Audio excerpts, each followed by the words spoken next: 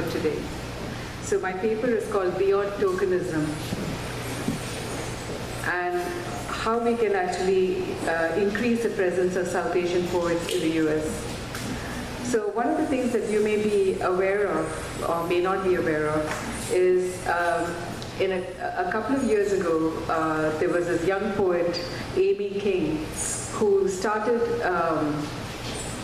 this website called VIDA, V-I-D-A.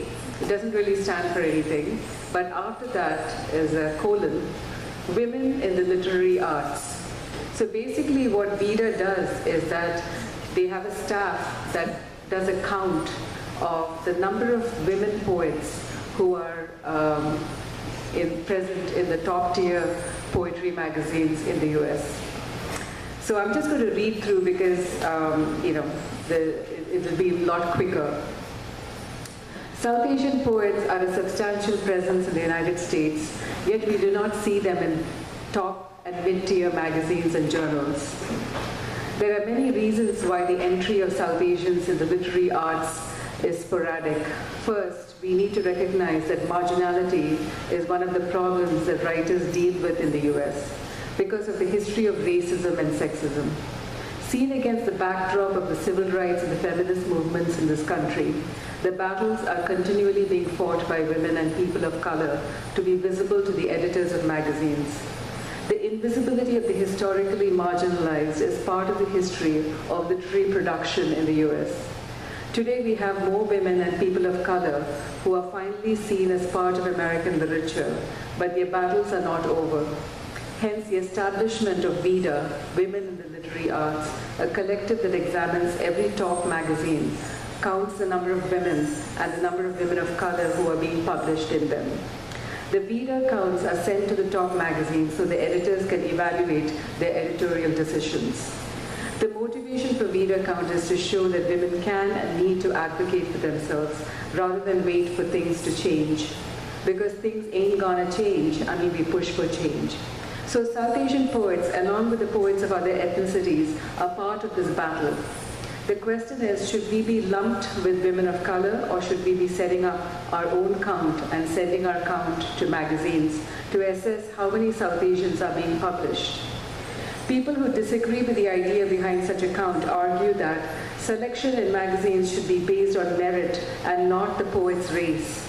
This is a tired argument since we know from the history that such an ideal, though laudable, criterion is not the reality. VIDA reports, quote, while meritocracy is ideal, it is naive to accept the publishing industry on the premise that editors simply select the best writing from all that is submitted, especially when many of the major publications consult their Rolodexes and solicit most of their work. Editors and publishers alike have vested interests in the work they perpetuate, especially where a dollar is turned. Their values may be, shall we say, often strongly influenced by the demographic who can buy them. So for every one South Asian poet that is published in the New Yorker or Poetry magazine, there are probably 100 poets out there who are writing equally good or better poems that deserve to be included within these prestigious covers. But South Asian writers will never make it unless we have a lot of PR done to promote these writers. What kind of PR?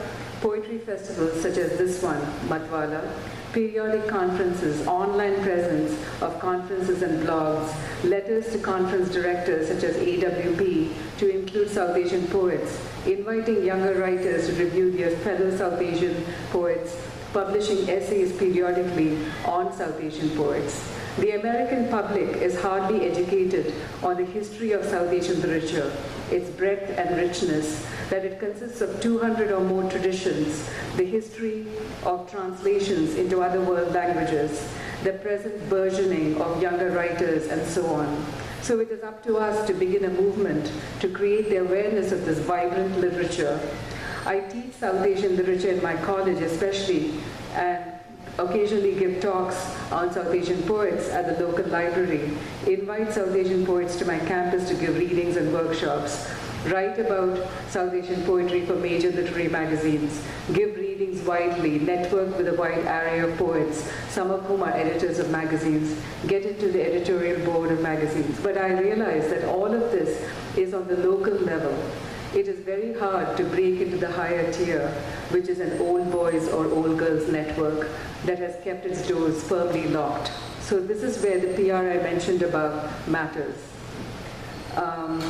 So we need, so if you think about it realistically, you would need a staff of, a few people who are really vested in this kind of thing and, basically sit and do a count of all the different magazines and how many people who are of South Asian origin are being published in those magazines.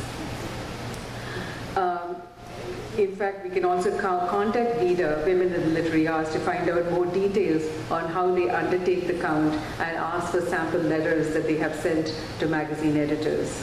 While the VIDA count is mainly a count of women in poetry magazines in the US, their latest edition being Women of Color Poets, we can do a count of South Asian poets, male and female, in poetry magazines published in the US, plus provide separate statistics of male and female poets. I hope this festival can be a beginning to advocate for more visibility of South Asian poets in the US. Thank you.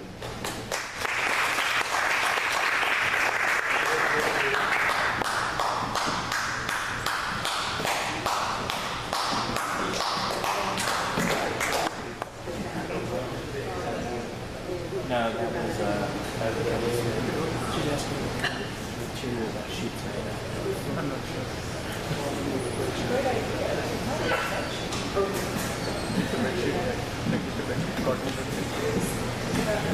Looks like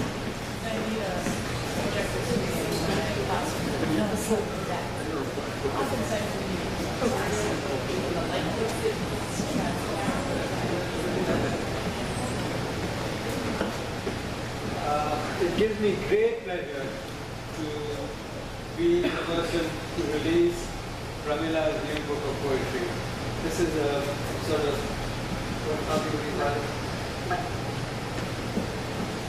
This is a proof copy, and it looks pretty much like what it will be when it's a final publication.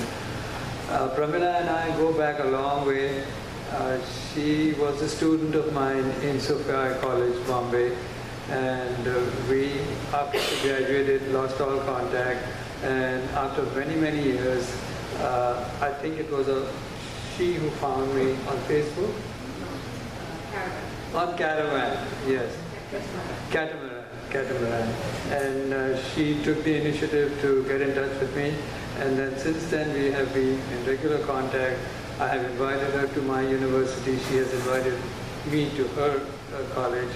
And we are not only close friends, we are sort of literary buddies as well, because we help each other out by reviewing each other's books. And part of this idea of Matwala arose because both of us felt it was necessary to work on it. And Usha was the big chief who made it possible for us to realize this. So I want to release this book officially and congratulate Pramila on this occasion.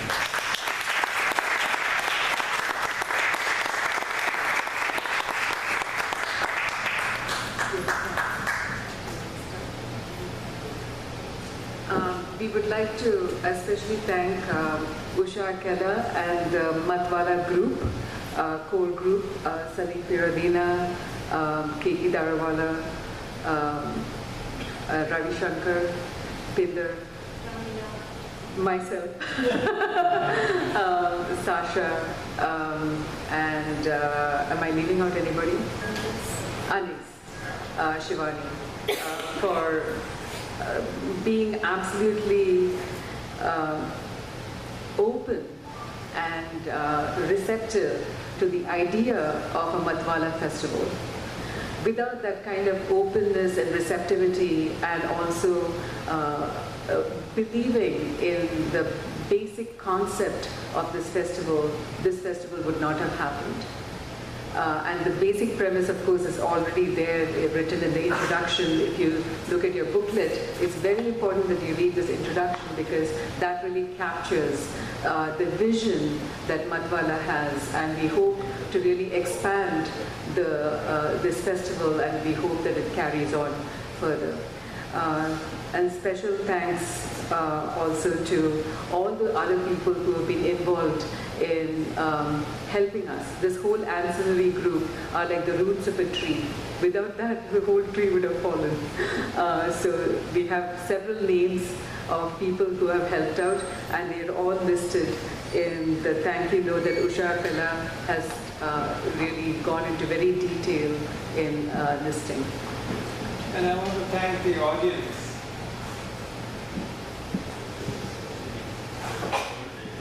A special thank you for the audience who will also be our future readers, because I see that some of you have bought our poetry books, and I hope that you will retain your loyalty not only to us but to many other poets who are worth reading. And the army of people who have helped to make these two-day festival a reality. These girls are not only smart, they're delightful, they're just amazing, and they put us to shame in many ways. So I want to extend my thanks to all of the people who have played a vital role in little things, in picking up people from the airport and bringing us to Shah's house and so on. So thank you so much. And I hope you had a good time, because we certainly have.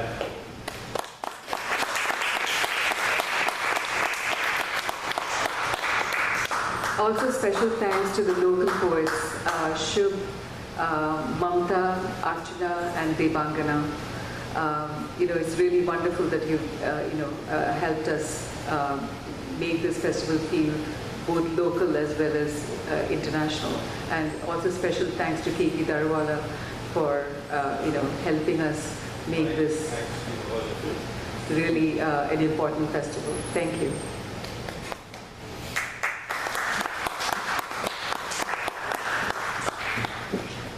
Just want to say, please do not go away. We have a wonderful Bharatanatyam dance recital by a group of 10 young performers.